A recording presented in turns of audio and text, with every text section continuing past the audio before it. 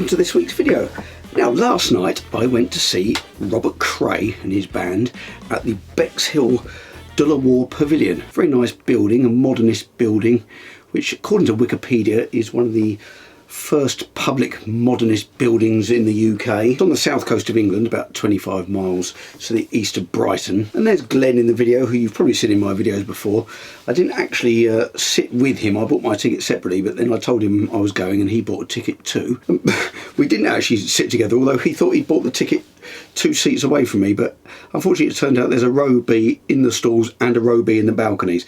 I bought my ticket quite early and I got a single ticket, the last one in the second row right by the stage, so I could sit there right under Robert. But Glenn was back in the second row of the balcony.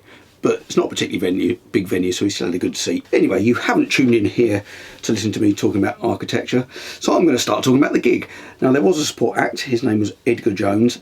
Now, I'm not going to start talking about that. I'm going to start talking about Robert Cray first, because I'm going to have a bit of a rant about the support act. That's going to happen later in the video, so I don't want to start with a rant. I'm going to start with some good stuff, talking about Robert Cray. So as I said, I was right at the front. Well, not right at the front, I was in the second row. And of course, as I walked in, I took this photo just to check out Robert's gear, and I spied he had a Vibra King amp, which I've got one of, and after watching it, I think I'm going to have to get that one out and start using it, although it does weigh a ton, so I'll probably have to get myself a surgical truss to go with it. But he also has a pair of matchless, I think they're Clubman 35s they're called, and I believe he has them all three of them running at the same time, with no pedals, just straight in, but I'll come on to the sound of that in a minute. Now, this gig, unlike quite a few of the ones I've been to recently, they don't allow any filming, so I did film though, but I was having to I was kicking off the video on my camera and I was kind of holding it here underneath my gilet I was wearing. Unfortunately, when I got quite a few of the videos back, they were just at the inside of my gilet because I didn't notice I was the lens was underneath there. So I didn't want to film all night, but I just wanted to capture a little bit of footage just so I could put it on this video and as a memory jogger for myself when I look back at this in the future. So the band and Robert walked on with all the lights down on the stage and started playing in the dark before they brought the lights on, and the sound was amazing right from the start.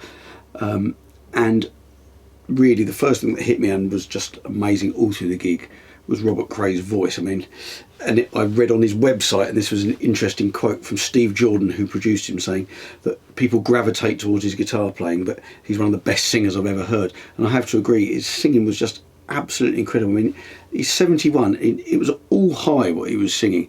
He went from doing kind of that Al Green falsetto-y thing to full-on, full chest voice, all high, perfectly in pitch, perfectly phrased, absolutely amazing. So I'll just show you a little bit of under the coat footage just so you can hear that, just a very little brief snippet so you can hear what it sounded like from where I was sitting.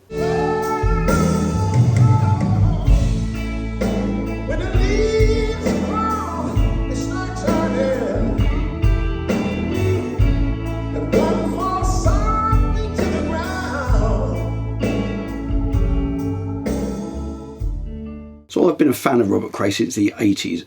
His Strong Persuader album, I listened to that over and over again. I always loved his voice.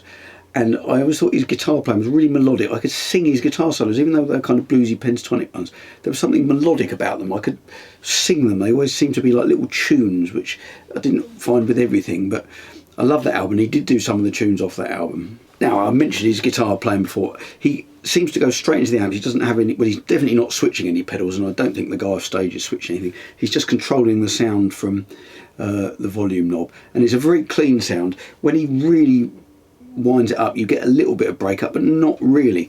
But somehow he rings everything out of every note with a sort of intensity, so he seems to get loads of sustain, even though it's not driven in any way. It's amazing. He was just ringing every note out of it. He must have really strong hands. He's got this kind of weird, hard, thwacky picking thing. Sometimes he plucks really close to the bridge. It always sounds like him. You can tell it's him because it's such a unique sound, the way he hits the strings. almost quacky when he's got it on the in-between sound. And he just alternated between two guitars all night that he kind of switched just so they could be tuned up. He had a purple Strat, which was definitely a hardtail Strat. You can see from this photo because he turned it round at the end of the gig. And I'm assuming the other one, because his signature one's a hardtail, the Sunburst one, and he just swapped between the two, handing it off, I'm assuming just to be tuned up rather than any other reason. He wasn't playing in any different tunings or anything. So not vintage Strats or any vintage gear here, unlike Joe Bonamassa when I went to see him, who played about 10 vintage guitars which all sounded exactly the same. So as I say, the whole band was fantastic. Great songs, great singing, great guitar playing. It was one of the best gigs I've ever seen. He's certainly one of the best singers I've ever seen live. It was just amazing. So I would recommend going to see him if you get a chance. I'm going to go again if I get a chance. Absolutely brilliant. So now, as promised, on to the support act. Now, it's a bit of a curse as a musician to be sat close to someone playing, particularly if they play the instrument that you play yourself, because you're constantly going to be judging it in a different way to someone who doesn't play the instrument. And I've had people ask me in the past, do you think, the fact that you understand the mechanics of what's going on, does that spoil your enjoyment of the music? And my answer to that question is no, it doesn't.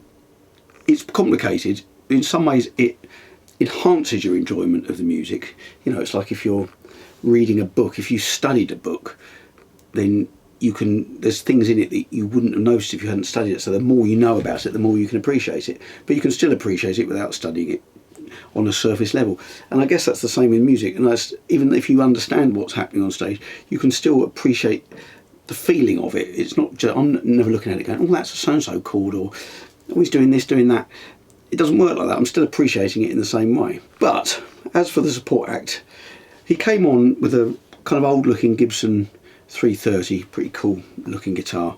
But he walked on with a cable in one hand and his tuner pedal in the other, and then sort of nervously put it all together in front of everyone watching him, which I thought was a strange way to start the gig, and sort of sat down. And then before he played a note, proceeded to tell us that he was a singer-songwriter and sort of listed all the things he liked and all his influences. And it didn't really leave anything to the imagination once he started. You were kind of going, oh, well, when's he going to do the bit that sounds like the Walker Brothers or whatever it was he said he was influenced by. And he also said, I'm not going to go straight into the first song, I'm going to do a bit of, fiddling around, which he proceeded to do, which he played with the weirdest right-hand technique I've ever seen, and sort of wailed over the chords he was strumming, which actually at times sounded really good, and at other times sounded a bit like if you've shut your cat's tail in a patio door. Not that I've done that.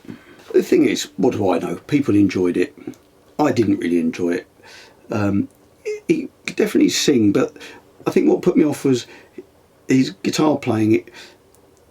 He just didn't have the technical facility, and this is a kind of bit of a bugbear of mine that, it's considered to be uncool if you've, too technical on the guitar. And I don't like music that's all about technique, but when you're watching someone who's playing their own guitar riff, he was doing bass lines, alternating bass lines with some sort of lead figure, and messed up the lead figure every single time he played it, the same lead figure, because he couldn't get his fingers around it. When I've personally spent hours sitting around going over bits so I do get them right, it's a bit frustrating. Anyway, judge for yourself. Here's a little under the coat clip.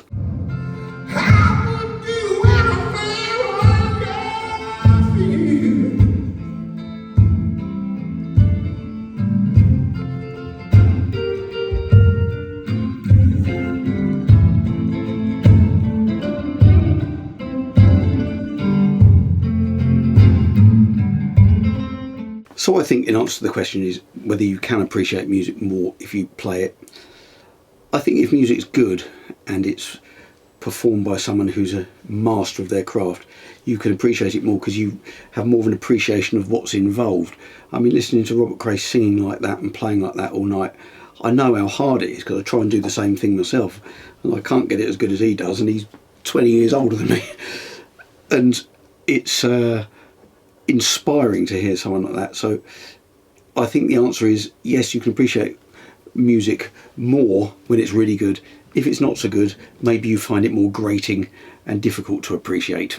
And as I say, I'm not really one of those musicians who likes technical music. I mean, I'd far rather listen to Bob Dylan than Jacob Collier. I mean, I listened to Jacob Collier being interviewed and demonstrating stuff, and it's absolutely fascinating, brilliant. I can't listen to his music, it just doesn't do anything for me. It's amazing, very clever. He has an ability beyond probably anybody, but doesn't mean I want to listen to his music. On the other hand, I could listen to Bob Dylan and his amazing lyrics all day. In conclusion, I have to say it was one of the best gigs, one of the best performances. Robert Cray, this is one of the best performances I've ever seen. Now, if you check out my channel, I've done quite a few gig reviews over the last year or two. The ones that I've really enjoyed: Paul McCartney. I enjoyed the Eagles, although they were miming, or Don Henley was miming. And there's definitely no accusation here of Robert Cray miming. This was 100% live, no tracks. I saw Trucks Tedeschi Band, another great guitarist. They looked a bit miserable, weren't happy with the sound. I'm doing spoilers here on my reviews, aren't I? Marcus King left before the end, sort of 10-minute trumpet solo. Although I love him, I love his voice, but anyway. And there's been some great things. Doobie Brothers were supporting the Eagles with Michael McDonald, that was incredible.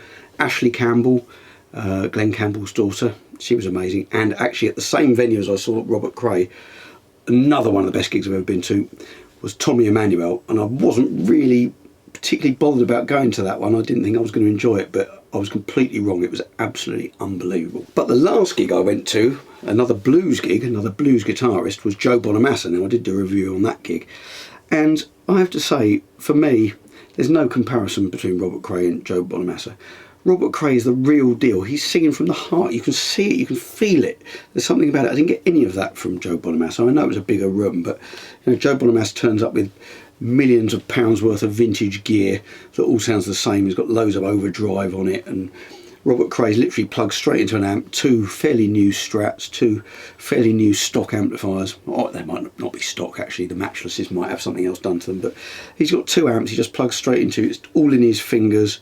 His singing was incredible. No 20-minute show-offy guitar solos either. It's just all great songs, which Joe Bonamassa didn't have.